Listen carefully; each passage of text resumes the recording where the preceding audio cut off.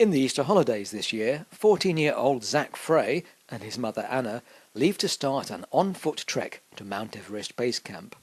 They're seeking sponsorship to support their favourite charity, the Nicholas Branston Foundation. A few days ago, we got in touch by Skype, and I asked them how they first came up with the idea. Well, originally it was my idea. I wanted to do a trip like this for pretty much as long as I can remember. However, I've never been able to persuade someone to come along with me until now, and eventually I managed to persuade Mum, and well, yeah, we're going now. So tell me how it all works. So you don't just get on a bus and go to Everest. There must be more to it than that.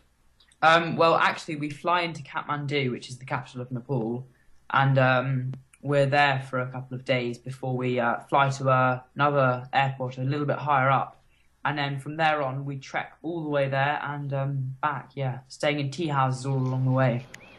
What Zach forgot to mention was that the airport we go to, Lukla, whenever I mention this name to people, I'd never heard of the name of this airport before, but when I mention it to other people, they go, "That's the most dangerous airport in the world."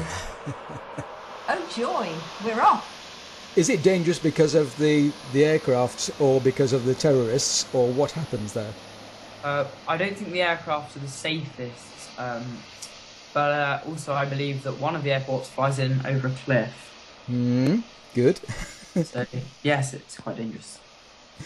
Well, assuming that you actually survive and make it to the first port of call, what happens after that? How do you actually start the ascent? You must have done a lot of research into this before you going. I hope you have. Yes, we have. The most difficult thing to deal with is the altitude. And it's something living in this country that one can't prepare for. But really anything over 2,000 metres, one can start feeling the effects of altitude.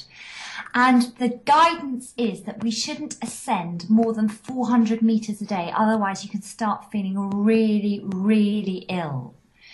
So as a result, depending on the terrain, we'll be trekking from between 4 hours a day to 8 hours a day.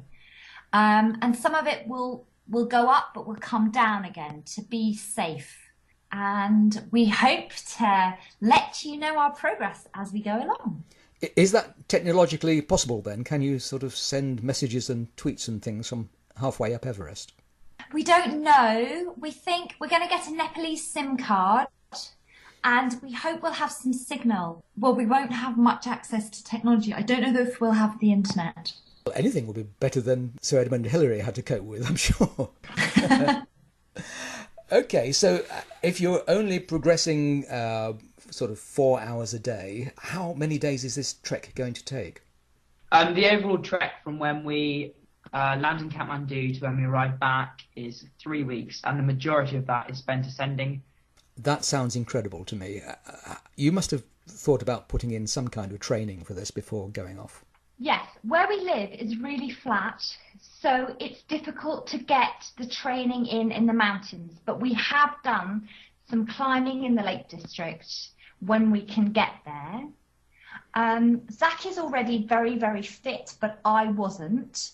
I started running about 6 months ago. I still absolutely hate it, and I wouldn't be doing it if it wasn't for the fact that I've got to be fit for this trek. Well, I'm really impressed. What kind of guidance are you going to have when you get there? Have you got Sherpas and people that will carry your stuff for you?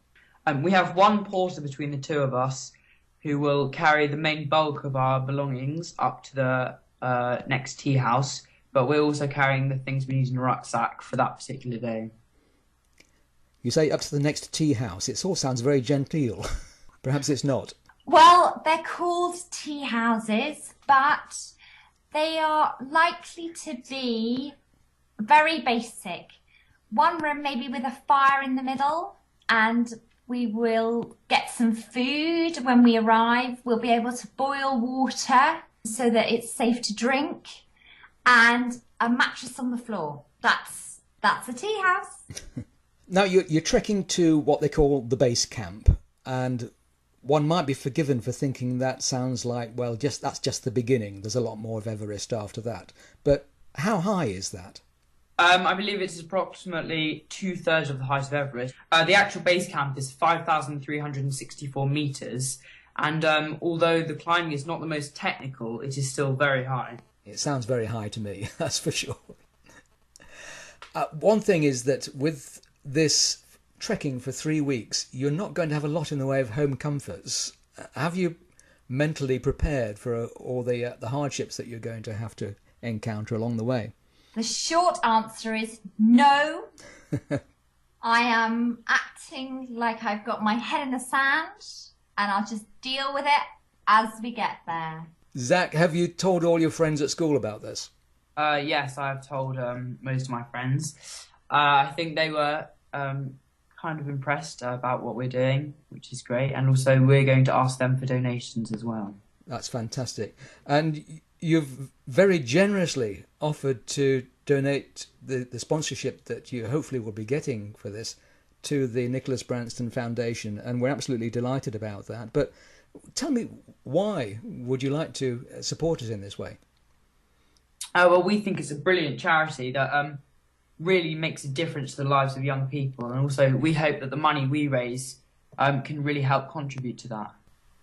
Well, I've seen for myself the power of music. I think that young people playing music together is a really beneficial thing, because they can be individuals, but they also have to work together to create fantastic music together. And I think that's a really powerful experience for young people.